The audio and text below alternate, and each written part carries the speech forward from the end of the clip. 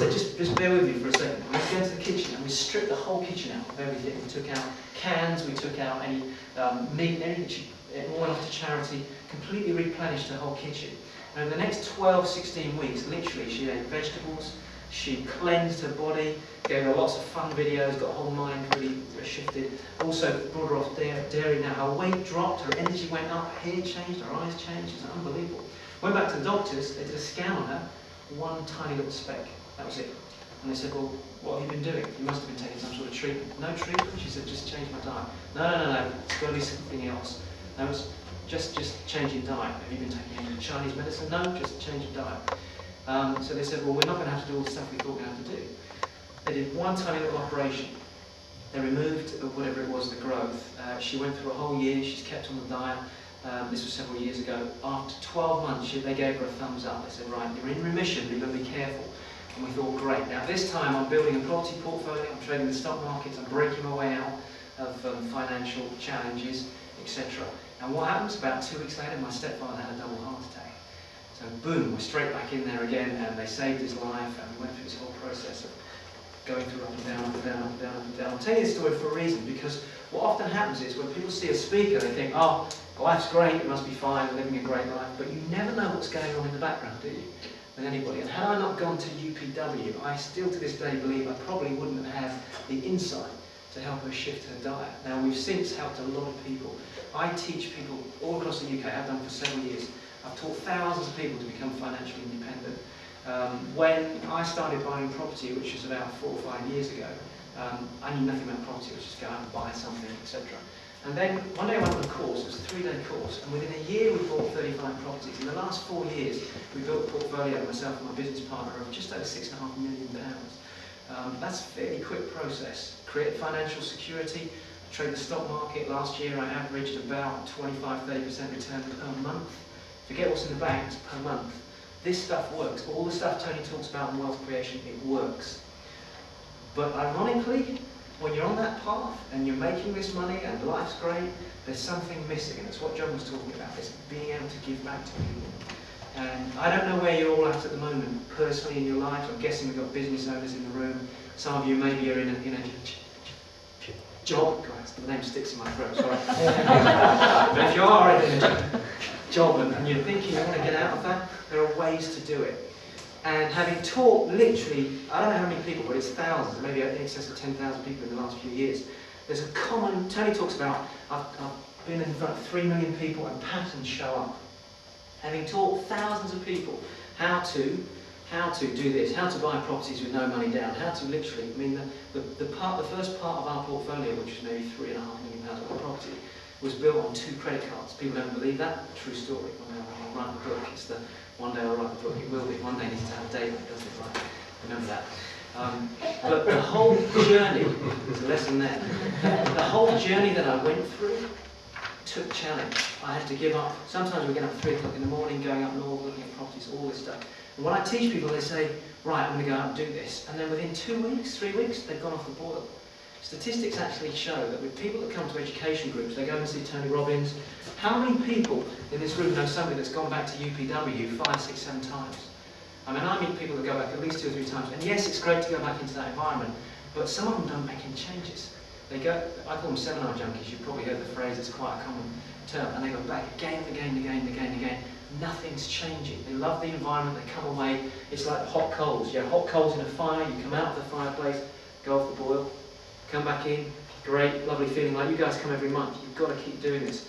But truthfully, from today, when you wake up tomorrow, and the week after that, the week after that, are you actually going to apply what you learned tonight? Or is it going to be one of those fading memories where you think, I've got to go back, I love being in this environment? And statistics show that after events like this, after seminars like Tony runs and other people, only 15% of people that go through those experiences actually do anything with it. Why? Because they lose the motivation. Why? Because they're living in their heads, not in their heart. They don't have a purpose. They don't have something to drive them forward. Who would agree with me on that principle? Most of you agree. So my message tonight is, that's not my message actually, by the way. I'm talking about something different to what I was going to say. When he stood up and spoke, and this is, and often this happens when you're a speaker. a message comes through you. When John spoke, I got goosebumps. I would have quite happily let him carry on tonight because he's got an unbelievable message. So I needed to shift what I needed to say to him because I thought he came up with something very, very powerful. And he talked about men, for example, having their snip because too many children. Men, funnily enough, ladies in the room, anybody that's ever interested, if you ever decide to trade the stock market, women statistically outperform men globally in the stock market. It's absolute fact. One of the reasons is pride.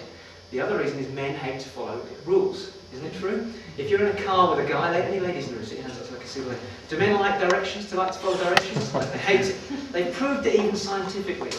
They say it takes 100 million sperm to impregnate an egg.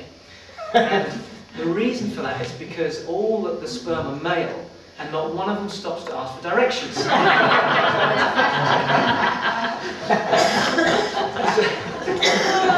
A couple of guys saying, "Oh, here's one for you." Anybody in the room that's still in a job? Anybody in a job? Stick your hands up. Okay.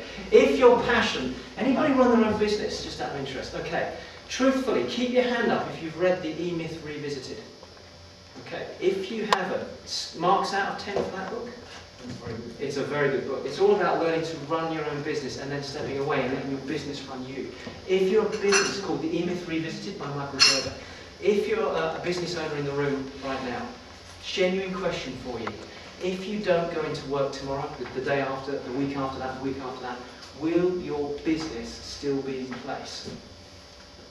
If it's not, then it's not truly a business. A true business can run itself. That's my personal belief. It may be that you're only in the infancy stage right now. If you're running a business right now and you're wanting to put assets alongside, I know you've got David coming up in a moment to talk about property. Phenomenal opportunity. Investing in property is, if I do nothing else and I just sit back now, those assets are going to grow. My mum, who was absolutely terrified of investing, she'd never earned more than £16,000 or £17,000 a year. Here's a woman that's brought 3 kids up in a mixed relationship through a challenging period, and all she ever earned was £16,000 to £17,000 a year. And this year, on the assets that we built for her, literally 2 weeks after Graham had his heart attack, my stepfather, she sat with me and held the keys out to her house, which I'd been begging her for about 2 years before that. I'd been saying, "Mum, give me your money." And she said, "No, I'm going to leave the house in the will. I don't want your money. I don't want your house, I want your money." And she said, "Why do you want the money?" And I said, "Because we want to build your portfolio." She owned the house cash outright. How many people in this room have got equity or own their house cash outright right now? Okay, just keep them up nice and high. Who's got a mortgage on the house? Okay, let me just, if you've got a pen, write this down very quickly. You take, I'm just going to tease you with something. This is completely off the wall, but I've got time to do this. Average person takes £75,000, will do this. They'll go and buy one house and they'll buy cash and investment property. Growing at 10% a year, that makes £7,500 per year. Agreed? Yeah, that's better than the banks. Just so you know, the banks give us about 3 or 4%, and then you pay tax on that. I just want to tease you a little bit, just to show some of you that either got a business or a job right now. That's one way of doing it. You split that money up into little deposits, and you put 15% deposit. And these days you can even put as little as 10% down. He's even talking 95% buy-to-lets coming up, which is going to be amazing. 1, 2, 3, 4, 5 properties there. 75,000 goes into 5 properties as deposits on each one. That means that you can build a portfolio of $500,000 very, very quickly. If you buy those properties in the right area, which I'm sure David will talk about briefly later, going up at the same rate, at 10% per year, how much do you make on a £500,000 portfolio at 10% per year? 50,000 a year. Same person, same amount of money, different strategy. Sounds like a dumb question. Which would you rather, 7,500 or 50,000? Which would you rather? Who would like to 50,000? But guess what most people do? My mother being one of them. They go for that.